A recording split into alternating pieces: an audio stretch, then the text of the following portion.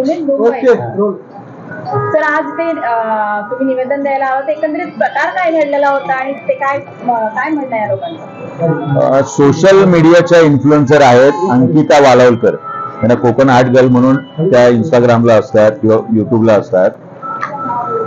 काही दिवसांपूर्वी त्या मालवणवरून मुंबईला जाताना वाशी टोलवरून त्यांचा फास्टॅग स्कॅन झाला नाही, ज्याच्यामध्ये बॅलन्स होते 2000 रुपये आणि त्यांच्याकडून कॅश रोखीने टोल प्लाझाच्या कर्मचाऱ्यांनी पैसे मागितले. पैसे दिल्यानंतर पुढच्या 2 तासांनी मुंबईत गेल्यानंतर फास्टॅगच्या अकाउंटमधून सुद्धा त्यांचे 45 रुपये डिडक्ट झाले. मला वाटतं हे दुहेरी टोल आकारणं हा प्रकार या माध्यमातून समोर आलेला आहे.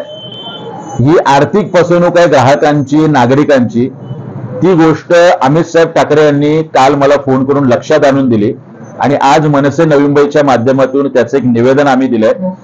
जर बॅलन्स आपल्या फास्टॅग मध्ये असेल तर आपल्याकडून रोखीने पैसे न घेता तात्काळ वाहन सोडलं पाहिजे आणि नंतर तुमच्या बॅलन्स अमाऊंट मधून पैसे डिडक्ट केले पाहिजे असा शासन निर्णय सांगतो.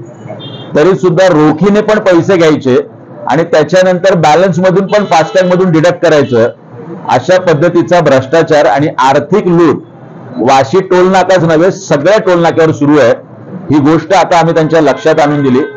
त्याच्या शासन निर्णयाचं माहिती फलक आपण टोलवरती लावावं आणि आपल्या सगळ्या कर्मचाऱ्यांच्या हे लक्षात आणून द्यावं. जर बॅलन्स असेल तर आपण लोकांकडून पैसे न घेता वाहन सोडलं पाहिजे. या नियमाची त्यांनी पायमल्ली केली. आज आम्ही तो फलक लावायला सांगितलंय. आचारसंहिता निवडणूक आहे, शांततेने निवेदन आम्ही दिलेलं आहे. मात्र जर या घटना घडत असतील तर मनसे आपल्या पद्धतीने निश्चितपणे टोल मॅनेजमेंटला याचं उत्तर देईल. एबीपी माझा, उघडा डोळे बघा नीट.